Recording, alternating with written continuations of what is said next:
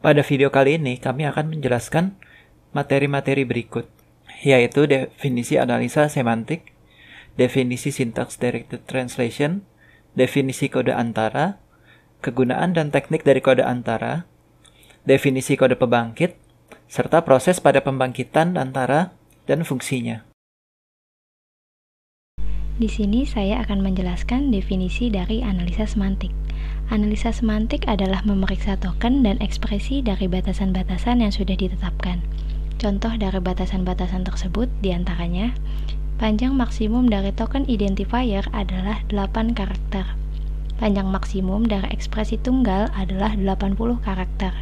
Batasan dari nilai bilangan bulat yaitu dari minus 32.768 sampai dengan 32.768, dan operasi aritmatika yang diharuskan melibatkan operan-operan yang bertipe sama. Contoh dari analisa semantik: A sama dengan A ditambah B dikali C ditambah D. Parser hanya akan mengenali simbol sama dengan tambah dan kali. Untuk sisanya, parser tidak mengetahui arti dari simbol-simbol tersebut. Untuk mengetahui makna dari simbol-simbol tersebut, compiler harus memanggil rutin semantik. Untuk mengetahui makna dari simbol-simbol tersebut, maka rutin akan memeriksa apakah variabel yang ada sudah didefinisikan sebelumnya, apakah variabel yang ada tipenya sama, apakah operan yang dioperasikan ada nilainya. Menggunakan simbol tabel, pemeriksaan dapat dilakukan pada table identifier, table display, dan table block. Definisi syntax directed translation. Syntax directed translation adalah suatu urutan proses yang mentranslasi parse tree menjadi kode antara. Sebuah parse tree yang mengikut sertakan atribut-atribut pada setiap node-nya dinamakan annotate parse tree. Kumpulan aturan yang menetapkan aturan-aturan semantik untuk setiap produksinya dinamakan syntax directed definition. Contoh dari syntax directed translation. Diketahui kalimat X adalah 9 dikurang 5 ditambah 2. Grammar key E menjadi E ditambah T atau E dikurang T atau T dengan T menjadi 0 atau 1 atau 3 atau sampai dengan 9. Syntax directed definition. Syntax directed definition dari kalimat X dan grammar key ada pada gambar di bawah ini.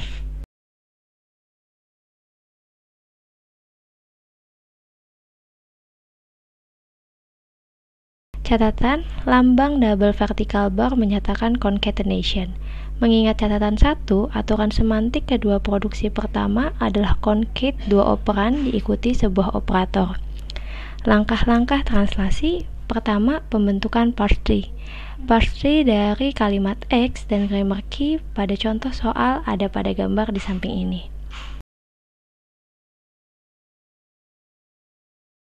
Kemudian yang kedua ada pembentukan annotate parse tree. Pembentukan annotate parse tree dari kalimat X dan grammar key pada contoh soal ada pada gambar di bawah ini.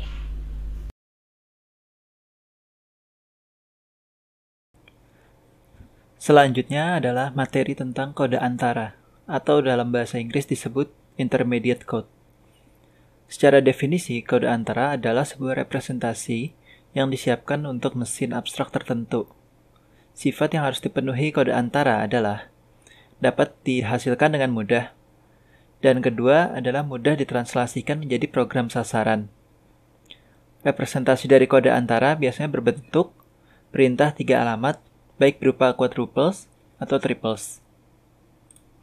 Secara sederhana, kode antara atau intermediate code merupakan hasil dari tahapan analisis yang dibuat oleh kompilator pada saat mentranslasikan program dari bahasa tingkat tinggi.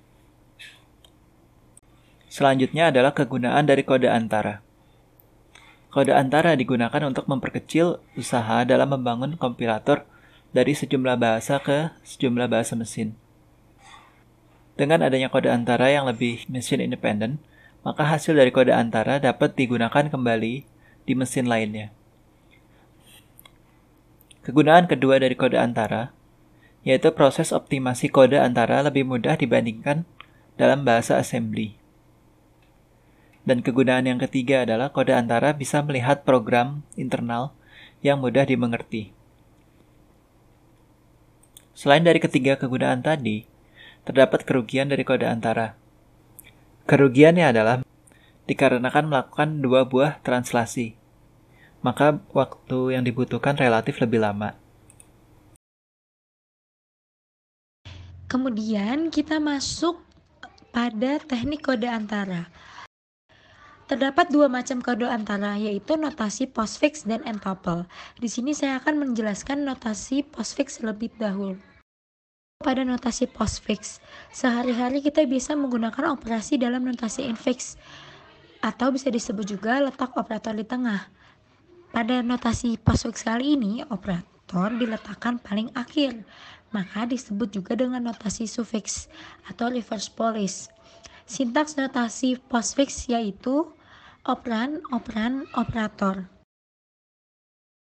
Ekspresi dari notasi postfix adalah A plus B dikali C plus D seperti yang ada di gambar, maka notasi postfix menjadi AB ditambah CD ditambah kali, yang diubah ke dalam notasi postfix menjadi expression label 1 BZ statement 1, label 2 BR statement 2. Keterangannya adalah BZ yaitu branch F0, 0 artinya salah, atau bercabang meloncat jika kondisi yang dites salah.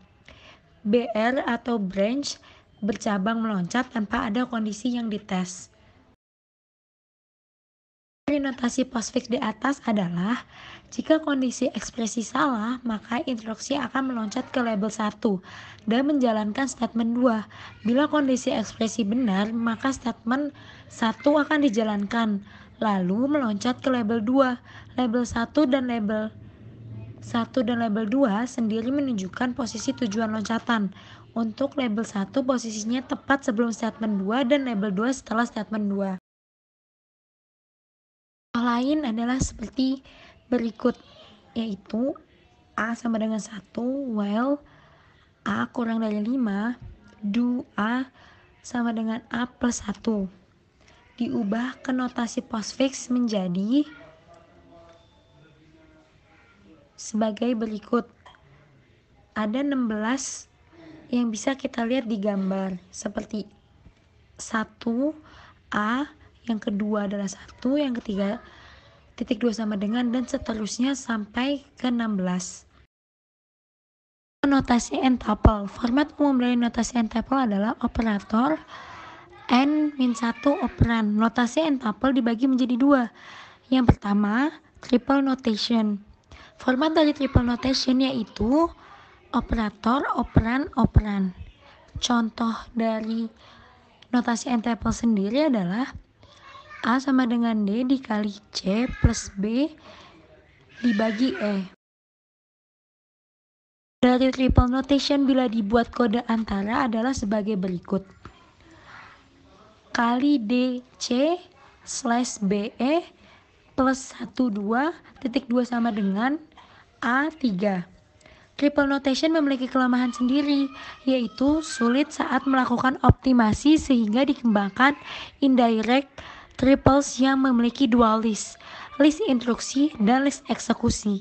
Isi dari list instruksi adalah notasi triple dan list eksekusi yang mengatur eksekusinya. Yang berikutnya masih membahas tentang teknik dari kode antara.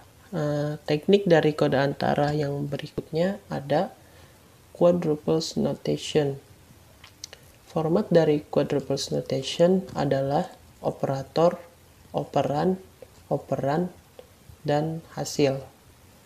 Contoh dari quadruples notation adalah A sama dengan D dikali C ditambah B dibagi E. Quadruples notation tersebut bila dibuat ke dalam kode antara, maka akan menjadi yang pertama bintang D, C, dan T1. Yang berikutnya bagi B, E, dan T2. Dan yang ketiga adalah tambah T1, T2, dan A. Kemudian kita masuk ke dalam kode pembangkit. kode pembangkit adalah hasil dari tahapan analisis yang diterima oleh bagian pembangkitan kode. Pada tahap ini, kode antara dari program ditranslasikan ke dalam bahasa assembly. Yang berikutnya terdapat contoh dari kode pembangkit. Contoh dari kode pembangkit misalnya dalam kurung A ditambah dengan B dikali dalam kurung C ditambah dengan D. Maka kode antaranya dalam bentuk quadruple notation akan menjadi yang pertama tambah A, B, dan T1. Yang berikutnya ada tambah C, D, dan T2.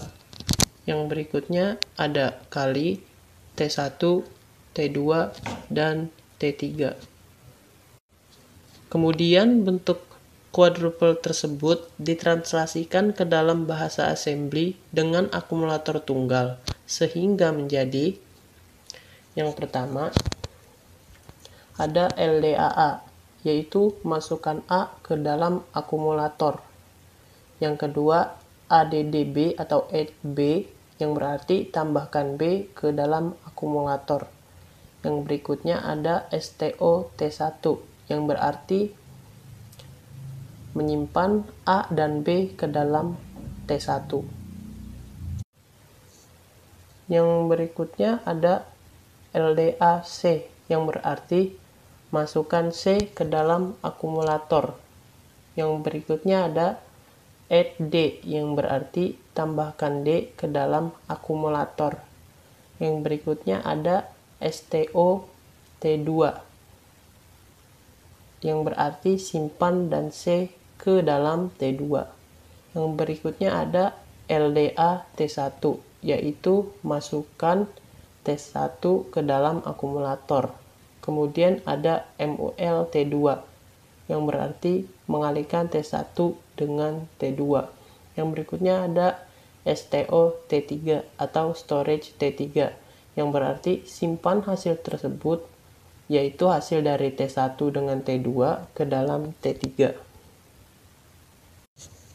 Keluaran dari kode generator akan diterima oleh kode optimizer. Kode assembly tersebut akan dioptimasi menjadi LDAA, add B, STOT1, LDAC, add D, MULT1, dan yang terakhir STOT3. Terakhir terdapat proses pada pembangkit antara dan fungsinya, atau dapat kita katakan juga sebagai perjalanan sebuah instruksi. Alurnya adalah sebagai berikut. Yang pertama ada source program. Source program tersebut akan dianalisis secara leksikal. Kemudian akan menghasilkan token-token yang dianalisis secara sintaks. Kemudian memasuki kode generator dan analisis secara semantik. Analisis kode generator dan analisis semantik tersebut akan menghasilkan yang pertama, masukkan A ke dalam akumulator. Yang berikutnya add Y, yang berarti tambahkan Y ke dalam akumulator, dan STOX, yang berarti simpan A dan Y ke dalam X. Dan ketiga proses analisis tersebut yaitu analisis leksikal, analisis sintaks, kode generator, dan analisis semantics terhubung dengan tabel simbol. Ya, sekian dan terima kasih.